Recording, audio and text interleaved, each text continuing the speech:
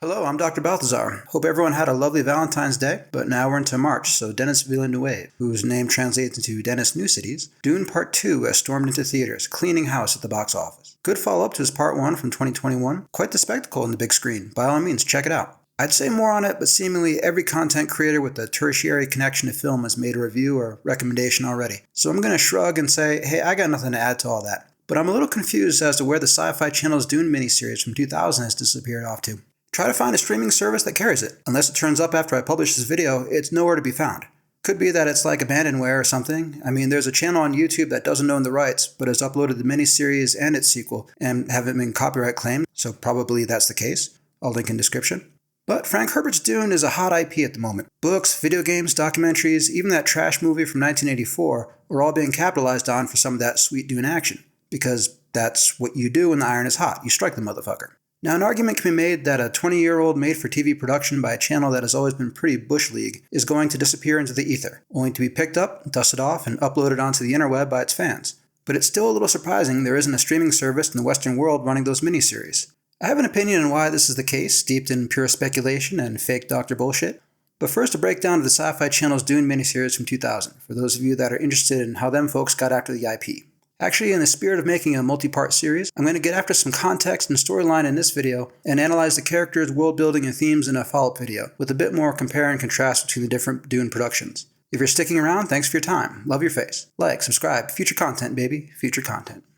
In 1965, after a lengthy quest to get his work published, Frank Herbert released Dune in two sections of multiple parts, Dune World and Prophet of Doom, which they later packaged into the single Dune novel. It took a bit of time to get some momentum going with the book sales, but eventually it became one of the highest-selling science fiction works this side of Jules Verne. He followed up the original Dune with Dune Messiah in 1969, continuing the story of Paul Atreides, and then released Children of Dune in 1976, which moved the main character into a bit role and focused on his kids and a fuck ton of pseudo philosophy. An argument can be made that in the 11 years between Dune and Children of Dune, a lifetime of change took place for the author, and so one maybe ought to read the books and the Chronicles of Dune with the expectation that Frank Herbert's perspectives and writing style will undergo change. But in my opinion, somewhere between Dune Messiah and Children of Dune, Herbert cooked his brain on psychedelics.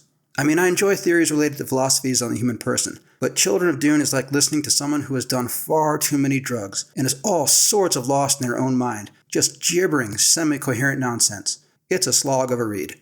I didn't continue on with God Emperor of Dune, which apparently Herbert first submitted to his editor 100% in the first person. Jesus Christ, dude, that's too many drugs. Heretics of Dune, or Chapter House Dune, beyond reading their plot summaries, but I understand them to be even less coherent than Children of Dune, which blasted way over my line of demarcation for what is an acceptable level of narrative coherence.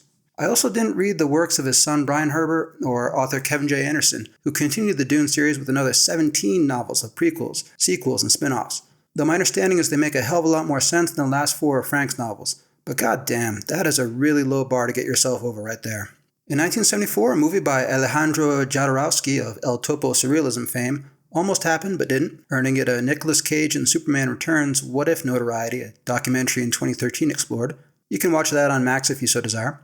In 1984, David Lynch of The Elephant Man fame wrote and directed a 2-hour theatrical release of Dune that is lame, lame, lame, once bitten, twice shy, baby. Hey, it's Sting from the Police. Looking good, buddy. Looking real good. You can also watch that one on Max if you so desire, but I've given you fair warning. You won't get those 2 hours back someday. And in 2000, John Harrison of Tales from the Dark Side fame wrote and directed the 3-part Dune miniseries for the Sci-Fi Channel that I'm going to break down in this video. He also wrote the screenplay for the 3-part Children of Dune sequel in 2003, adapting Dune Messiah and Children of Dune. But while I really enjoy its soundtrack, I'll pass on doubling up on the scope of this video.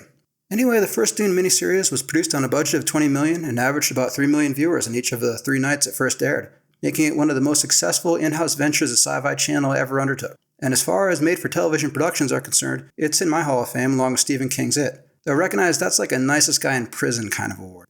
But enough background. For better and for worse, the storyline is the most faithful retelling of Frank Herbert's novel.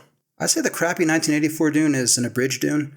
I mean, it's getting across a 700-page book in just over 2 hours, which for all the ways it's shit, is still no mean feat and deserves a tip of the cap for that. The 2021 and 2023 Dunes, who have 5 hours and 20 minutes to work with, are kind of Denis Villeneuve's Dune, especially Part 2. And the 2000 Sci-Fi Channel's 4.5 hours are Frank Herbert's Dune, but all are legit in their own way. Nobody goes Rings of Power, Witcher, or Cowboy Bebop with their production, making the IP something dishonest or unrecognizable from the source material.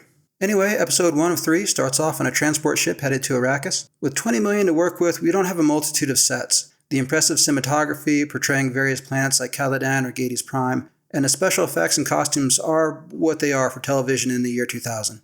Exposition lays out the landscape of an empire with competing dynastic houses, a space guild that controls interstellar travel, dependent on a commodity called spice, and only one planet in the galaxy that produces spice. The stewardship of the planet is being taken out of the hands of House Harkonnen and given to their rival House Atreides, of which Duke Leto is the head, and Paul his only son and heir. Paul's mom, Lady Jessica, is a consort to the Duke, not his wife, because she is a member of a clandestine group of space witches called the Bene Gesserit that he just gets some love and touch from. It's a world of alliances through political marriages. Paul Atreides is tested by the Bene Gesserit head bitch, rocking some serious headwear, with the pain box to see if he'll turn punk when he's in pain. He deals with it using some space bitch training dudes aren't supposed to have, since the space bitches be like that. We're told Paul was supposed to be a girl because the space bitches can work out the sex of their kids with the advanced Kegel exercises or something, and they've been working on breeding a space super dude for a while now. But Lady Jessica fucked that up by having a boy rather than a girl, so they can't breed the Harkonnen heir with the Atreides heir, since they both have XY sex chromosomes. Even in the future, two dudes have to adopt to have a kid. That's a shame.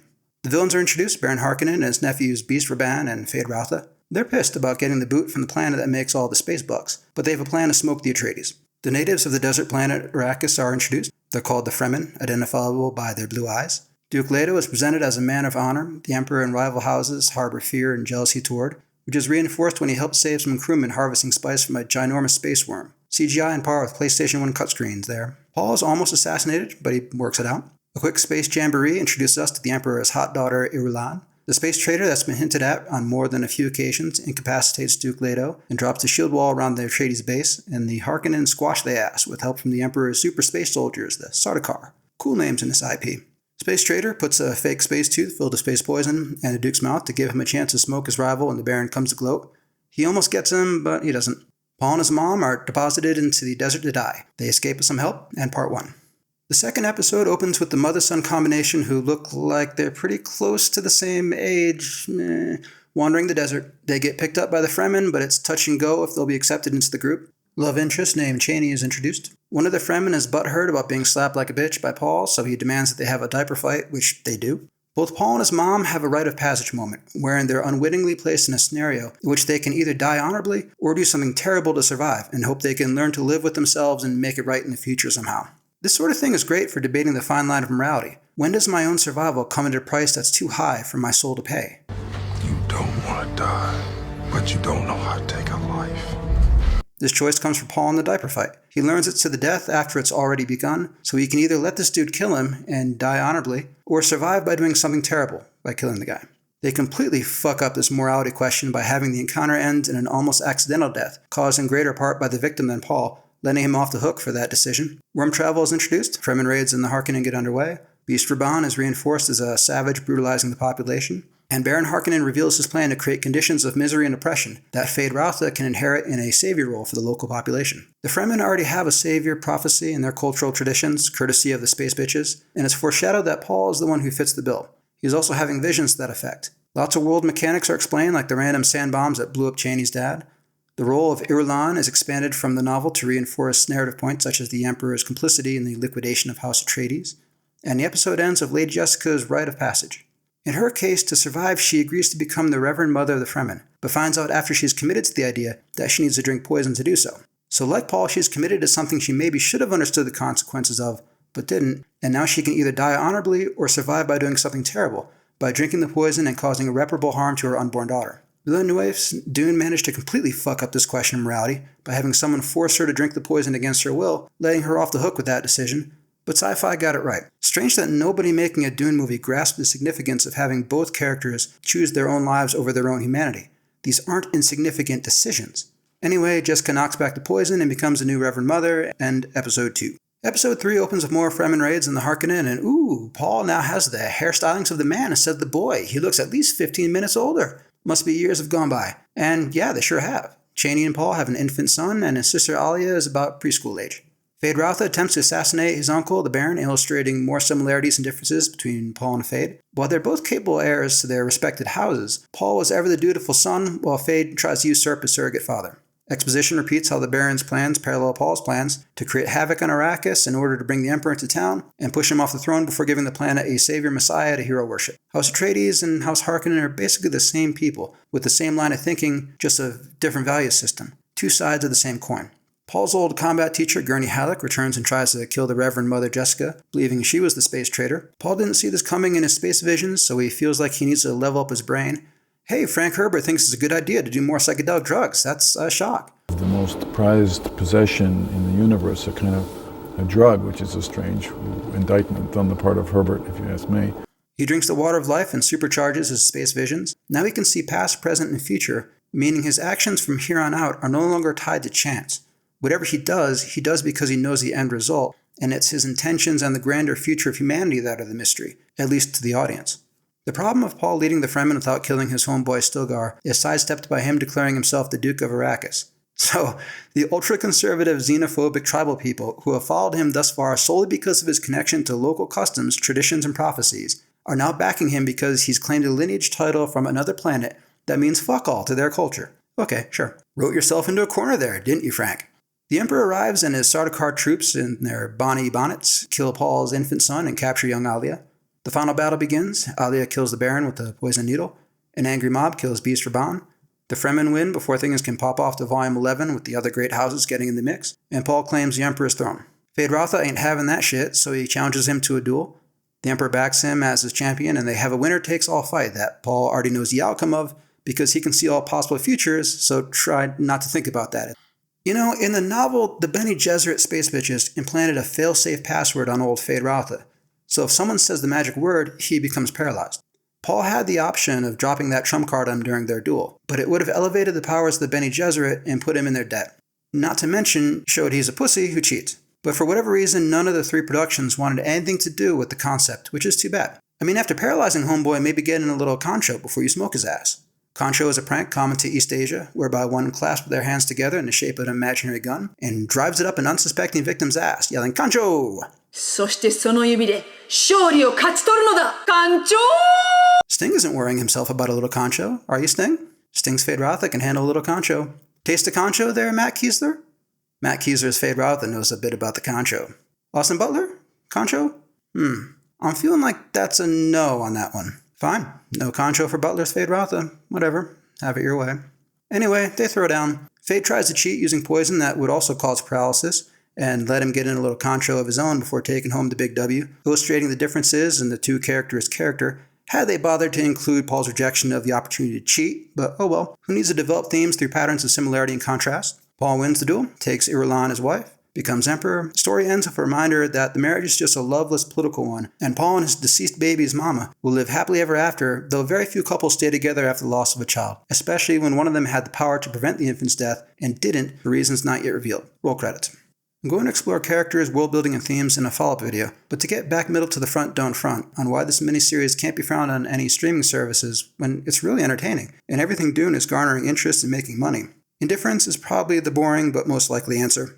Licensing agreements are for specified durations, and when it last expired, the different services probably said, why bother? It's not going to draw new subscribers, it's a lower budget of what Warner Brothers are running in theaters and on their HBO Max streaming platform. Maybe WB could put it to good use on Max, since the more you can keep people engaged with all things Dune on your streaming platform, the better numbers you can bring to advertisers. But the miniseries tells a pretty faithful version of Frank Herbert's novel, and having that available along with all the other Dune products may not be in Warner Brothers' best interest. The crappy 1984 Dune is almost like an extended trailer. You watch a trailer to garner interest, then you watch the movie to satisfy that curiosity, and you read its source material to learn even more about it. Or go to YouTube, also a fine idea. It's an outstanding idea. If you watch the sci-fi Dune, you may not feel a need to spend money to watch the Villeneuve Dune in theaters. Check it out when it's free and convenient? Yeah, of course. Pay to satisfy curiosity about the story? No, you already know how the story unfolds in pretty good detail. If WB are smart, they'll also avoid creating comparisons that are anything other than flattering to their product.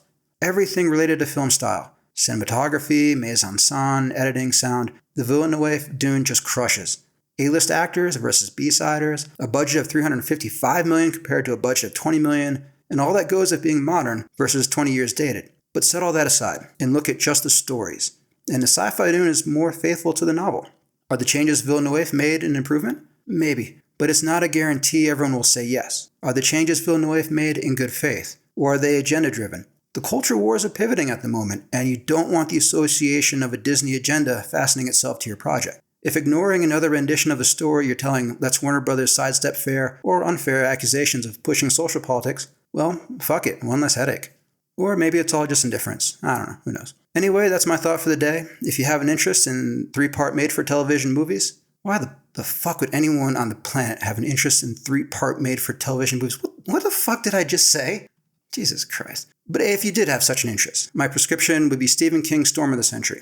I'll be back with part 2 of this video, whenever the fuck. And meanwhile, like what you like, don't what you don't. It's all your call, Kemosabe. Take it easy, everyone.